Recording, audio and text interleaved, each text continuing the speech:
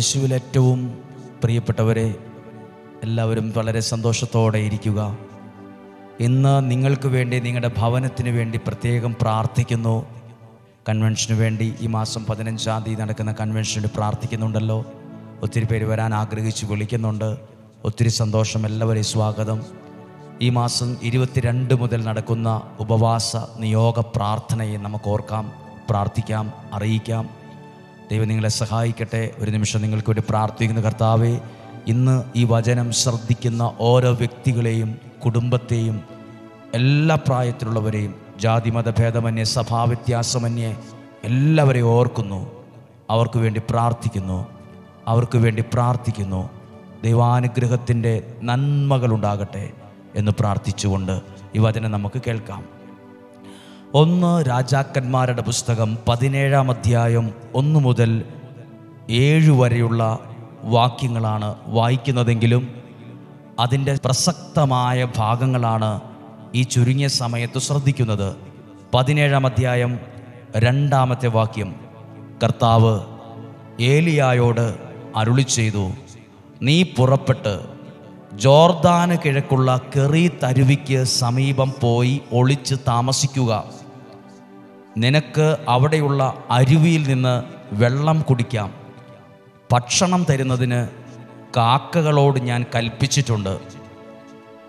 അവൻ കർത്താവിൻ്റെ കൽപ്പന അനുസരിച്ച് ജോർദാന് കിഴക്കുള്ള കെറീത്ത് നീർച്ചാലിനരികെ ചെന്ന് താമസിച്ചു.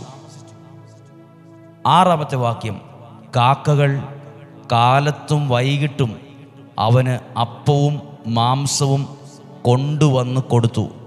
ഞാൻ ആ വാക്കിൽ അല്പമൊന്ന് നിൽക്കുകയാണ്. കാക്ക ആ ഒരു ഇനത്തിൽപ്പെട്ട പക്ഷി അപ്പവും മാംസവും കൊണ്ടുപോയി കൊടുത്തു എന്ന്. അപ്പോൾ ഞാൻ ചോദിക്കട്ടെ, നമ്മൾ അറിയുന്ന ഈ വർഗത്തിൽപ്പെട്ട പക്ഷികൾ ഈ 2 കാര്യങ്ങൾ കിട്ടിയാൽ അത് ഏതേലും മരത്തെ കയറിയിരുന്ന് അതിൻ്റെ കൊമ്പിലിരുന്ന് കൊത്തിപ്പറിച്ച് തിന്നുള്ളൂ.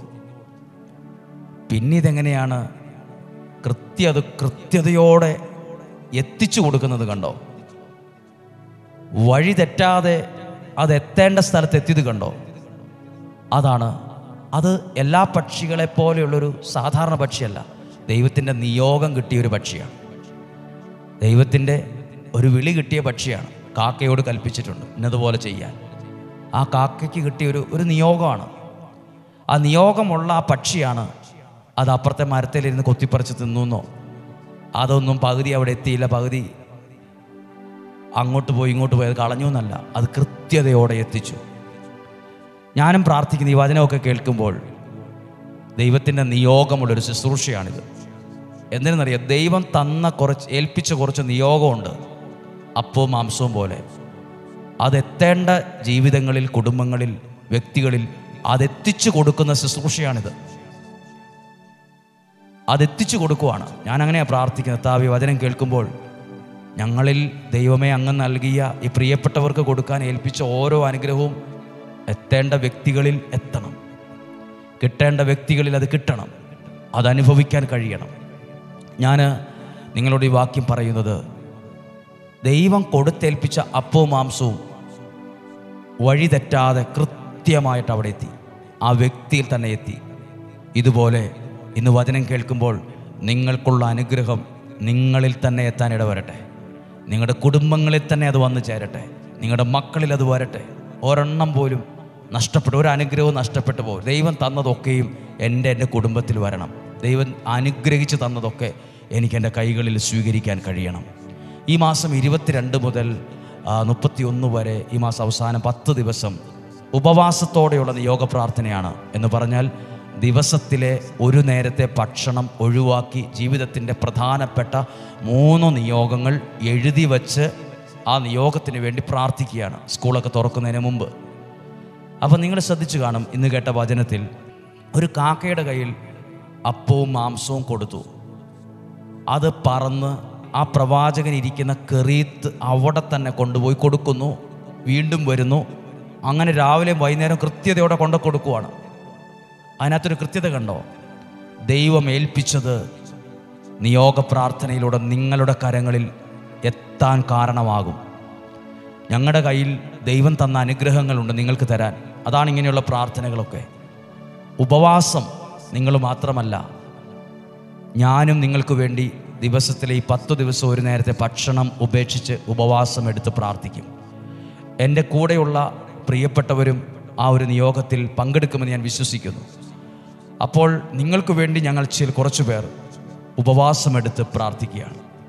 നിങ്ങളുടെ ജീവിതത്തിൽ പല കാര്യങ്ങളിലും ഇപ്പോഴും പലരും കുടുങ്ങിക്കിടക്കുന്നവരുണ്ട്, പെട്ടുകിടക്കുന്നവരുണ്ട്, തകർന്നു കിടക്കുന്നവരുണ്ട്, വഴിയറിയാതെ അലയുന്നവരുണ്ട്. പല സ്ഥലത്തും പല രാജ്യത്തുമൊക്കെ സങ്കടം കൊണ്ട് നീറിപ്പുകയുന്നവരുണ്ട്. അവർക്ക് വേണ്ടി വില കൊടുത്ത് പ്രാർത്ഥിക്കുകയാണ്. 22 മുതൽ 31 വരെ എങ്ങനെയും അല്ല കേട്ടോ പ്രാർത്ഥിക്കുന്നത്. പരസ്പര വഴക്കില്ലാതെ, അസൂയയില്ലാതെ, സ്നേഹത്തിൽ, കൂട്ടായ്മയിൽ ഒരു നേരം ഭക്ഷണം ഉപേക്ഷിച്ച് ഉപവാസം എടുത്താണ് പ്രാർത്ഥിക്കുന്നത്. ഈ ദിവസങ്ങൾ വചനങ്ങളെല്ലാം അതോട് ചേർത്താണ് പറയുന്നത്. ഇതൊരു ദൈവികമായ നിയോഗമാണ്, ദൈവത്തിൽ നിന്ന് കേട്ട സ്വരമാണ്. നമുക്ക് പ്രാർത്ഥിക്കാം. ദൈവമേ, ഏലിയ പ്രവാചകൻ കെറീത്താണ്, അവിടെ ഒരു അരുവിക്ക് അടുത്താണ് താമസിക്കുന്നത്. ഒളിച്ച് കൃത്യമായിട്ടൊരു പക്ഷി അപ്പവും മാംസവും കൃത്യമായി കൊടുത്തുകൊണ്ടിരിക്കുകയാണ്. രാവിലെയും വൈകുന്നേരവും ഒരു തെറ്റും തെറ്റാതെ കൃത്യമായിട്ട്. ഇതുപോലെ കർത്താവെ, ലക്ഷക്കണക്കിന് ആളുകൾ ദിവസവും വചനം കേൾക്കുന്നുണ്ട്.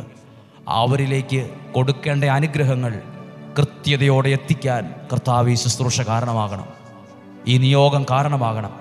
ഞങ്ങൾ നിങ്ങൾക്ക് വേണ്ടി പ്രാർത്ഥിക്കുന്നു, നിങ്ങളുടെ കുടുംബത്തിന് വേണ്ടി പ്രാർത്ഥിക്കുന്നു, സ്വഭാവവ്യത്യാസമന്യേ നിങ്ങൾക്ക് വേണ്ടി പ്രാർത്ഥിക്കുന്നു, ജാതി മതഭേദമന്യേ നിങ്ങൾക്ക് വേണ്ടി പ്രാർത്ഥിക്കുന്നു.